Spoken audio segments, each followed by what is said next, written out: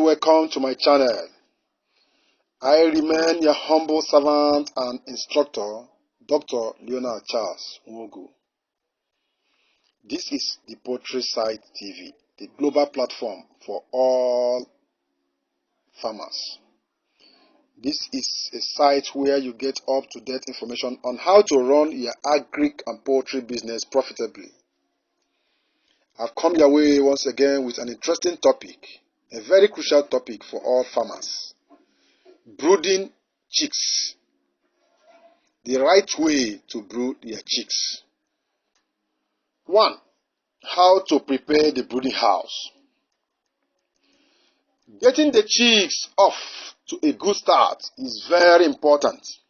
Probably no other part of the enterprise deserves more planning and advanced preparation than does the starting of baby chicks.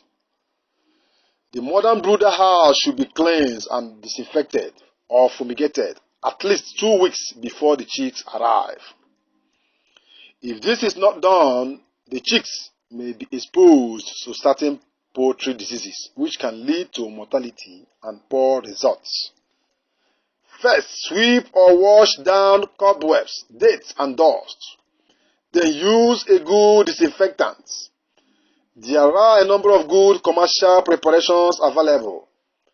They should be used according to the manufacturer's recommendations. Some of them require that the house stand idle for a period of time and be thoroughly aired before the chicks arrive.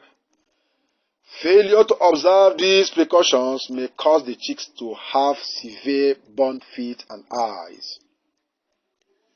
After the brooder house has been cleansed and disinfected, it should be allowed to dry thoroughly before putting in new litter. When the floor is dry completely, it should be covered with 2 inches or 4 inches of litter materials. The litter material serves to absorb moisture and to insulate the floor for comfort of the birds and as well protect them from cold. Several different materials may be used for litter. Wood shavings are among the most commonly used globally, whenever available. Other materials include wood shavings, melon hulls, rice hulls, sugarcane, peanut hulls, and groundnut corn cobs. When chicks are extremely hungry upon arrival, they may try to eat the litter before learning to eat food. If you have reasons to believe that the chicks have been hatched for 2 or 3 days when they arrive, it may be a good idea to put paper over the litter for the first 3 to 4 days until they learn to eat. When chicks are received soon after hatching, it is not necessary to do this any longer.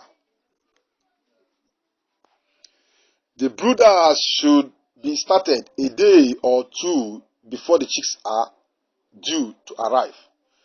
This will ensure that the equipment is operating properly and is adjusted to the correct temperature. A chick guide should be used to confine the chicks to the source of heat. It will also help to prevent drafts on the chicks under the brooder. A corrugated cardboard guard approximately 12 inches high is good for this purpose during cool weather. For warm weather brooding, the guard may be made of poultry netting. It should form a circle around and about 3 feet from the brooder. The guard is usually removed after 10 days or so, depending upon the weather and conditions within the house. The chick guard keeps the chicks confined to a given brooder and also prevents migration and overcrowding of some brooders. If more than one brooder is used in the brooding facility. Feed the feeders and waterers several hours before the chicks arrive. The water will be at room temperature when the chicks arrive and encourage them to drink. The feed trays and water fountains should be spaced uniformly around the brooder and close to the hover One method that is frequently used to get chicks to eat when first put under the hover is to place a small amount of feed on either newspaper or on inverted chick box lid. The type of lid that is used is the one without the slots or holes for ventilation. Chicks instinctively peck at anything at the same level as the surface upon which they are standing. Therefore, they will lean to eat more readily if feed is provided in this manner for a day or two.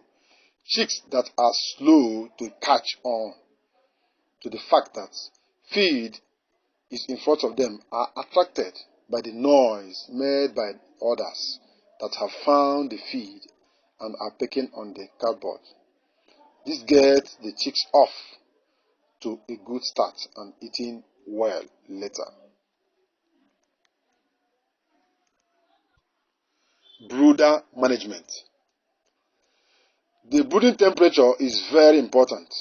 The recommended temperature at the start is 90 to 95 degrees Fahrenheit. A rule of thumb to remember is reduce the temperature by 5 each week until the chick no longer needs heat. It is often stated that the best thermometer to gauge the most comfortable temperature is to watch the chick itself. After the chick reaches 7 days of age, this is probably true. If the chicks huddle close to the heat source, you can be reasonably sure that the operating temperature is too low. If, on the other hand, the birds are located in a circle or they are far from the heat source, you should assume that the temperature is too hot. During the day, the chicks should be evenly distributed around the entire brooding area, with some of the chicks underneath the heat source. Temperature readings should be taken at the outside edge of the brooder at the chick level. One important factor for the successful brooding of chicks is the maintenance of good litter conditions. When litter conditions get out of hand and become too wet, disease problems can result. Wet, dirty litter can harbor many disease organisms which affect poultry. In the case of replacement pullets, it is desirable to have a certain amount of moisture in the litter, 30 to 35%, to enable sporulations of oxyst and the subsequent development of immunity to coccidiosis during the growing period. However, an excessively wet litter, especially during warm periods, can bring about a clinical case of coccidiosis and result in what we term as coccidiosis outbreak, which requires treatment. One of the most common problems experienced with meat bird is breast blister, swellings or external sores on the skin of the breast, which seriously distracts from the dress appearance of the carcass. These are quite common in flocks of capons and roosters. Excessive weight and heat, caked or dirty litter is frequently blamed for breast blisters.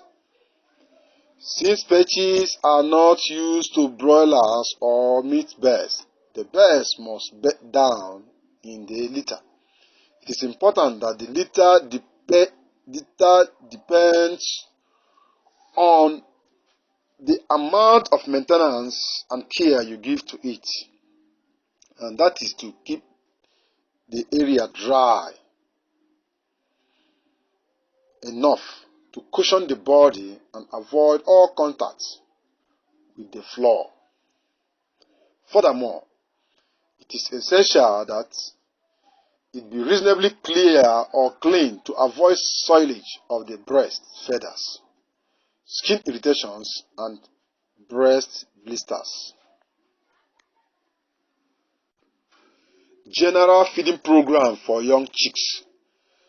The recommended modern feeding program for meat bears, especially broilers, at early age and for layers vary widely. Broilers must be fed a starter diet from day 1 to day 28 or 3 weeks, and finisher diet from day 29 until the time they will be slaughtered, usually at 8 or 9 weeks, depending on your choice. Both the starter and finisher diets have high energy. Sometimes giving of grower diet for 1 to 2 weeks is practiced by some broiler farmers, but it is not compulsory. For laying bears, they must be fed with diet or ration that contains medium to high energy for the first 6 to 8 weeks. This is usually called chick starter mash, and the diet is changed to a grower diet to accommodate the baby chicks' changing dietary needs. Vaccination program for young chicks. Several vaccines are available to prevent outbreaks of some of the troublesome poultry diseases, especially at the early age or during brooding.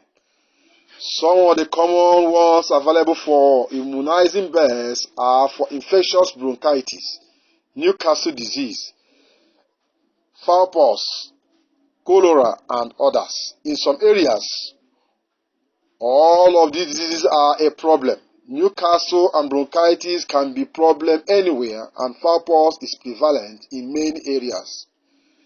Vaccination programs should be established on the basis of those diseases which are prevalent in the particular area. Commercial producers routinely vaccinate for Newcastle, bronchitis, fowlpox, and cholera on a routine basis. Vaccination recommendations in various areas, therefore, will differ, and the individual program should be developed to handle the disease situations in the particular area. Some of these vaccinations come early in the chick's life. The Marek's vaccination, for example, administered at day 1 or from the hatchery, usually at the hatchery. Incidentally, it is advisable to purchase chicks that have been vaccinated for Marek's diseases. Marek disease did or can kill bears at early stage. Take a tremendous toll on growing bears that have been vaccinated of Marek's vaccine. With the advent of the Marek vaccine, mortality has been cut to a very negligible rate.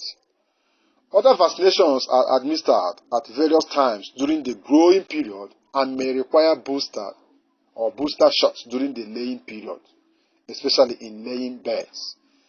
There are 2 basic types of vaccines, those which produce a temporary immunity and those which produce a solid or permanent immunity, which will protect the bears for the remainder of their lives.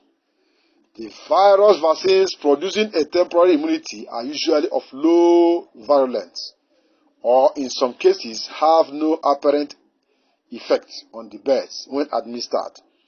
The viruses of vaccine producing a permanent immunity are of a more severe virulence and therefore will produce more marked or a serious symptom of this sickness. With all these contents, your bears will give you maximum result and good profit. Mortality, especially the early mortality during brooding, can ruin your entire flock and at the same time mar your profitability.